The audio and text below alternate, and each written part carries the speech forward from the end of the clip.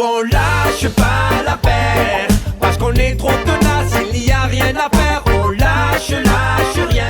Bonjour, mardi 7 février, on est en grève et dans la rue aux côtés des travailleurs du département. Encore énormément de monde aujourd'hui à Marseille et c'est pas prêt de s'arrêter puisque les fédérations nationales CGT, mines et énergie, industrie chimique, ports et docks et cheminots seront aussi dans l'action demain le 8 février. On était aussi représentés vendredi 3 février au soir à Aix-en-Provence pour une belle descente au flambeau, là encore beaucoup de monde.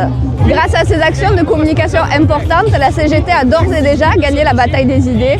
Malheureusement, le gouvernement ne comprend que le rapport de force.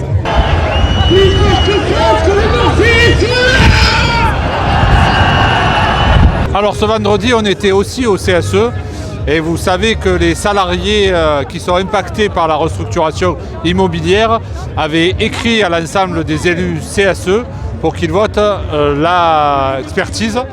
Et donc, au final, vous le savez, FO a voté contre et donc l'expertise n'est pas passée. Il y avait aussi à l'ordre du jour les fiches métiers référentiels emploi sur les métiers de l'accueil.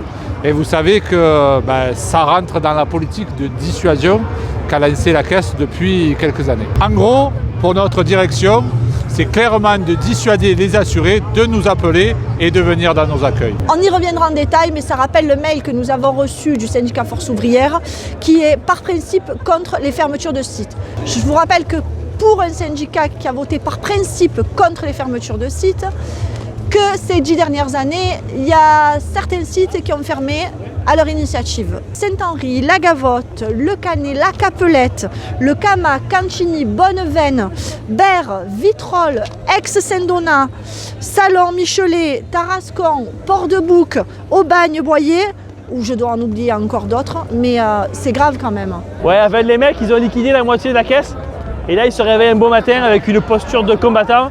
Et ils espèrent que ça va être suffisant pour faire croire qu'avec ça tu peux obtenir des avancées. Seule la lutte paye.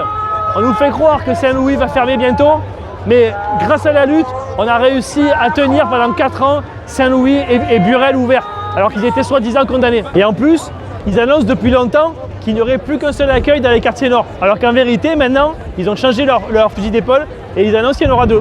Avec la CGT, tout est possible. En 2020, on a fait reculer le gouvernement et il a renoncé à sa retraite par points. Donc aujourd'hui, on va gagner et on va faire reculer le gouvernement. Continuez à nous suivre sur Facebook et sur YouTube et n'oubliez pas, on lâche rien. Nous on lâche pas la paire, parce qu'on est trop tenace, il n'y a rien à faire.